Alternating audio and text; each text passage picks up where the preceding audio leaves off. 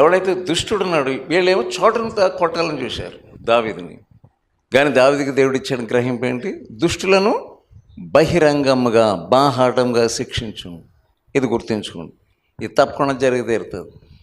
చోటున నాలుకలను పదును చేసుకునేటువంటి వారికి బాహాటమైన శిక్ష సిద్ధంగా ఉన్నది. ఎందుకంటే సౌలు గురించి మనం చూస్తాం. యోనాతానుతో ఏమాట మాట్లాడుతున్నాడంటే, మన దావీదుని చంపేయాలి, దావీదుని మనం చంపాలి, దావీదు చంపబడాలి.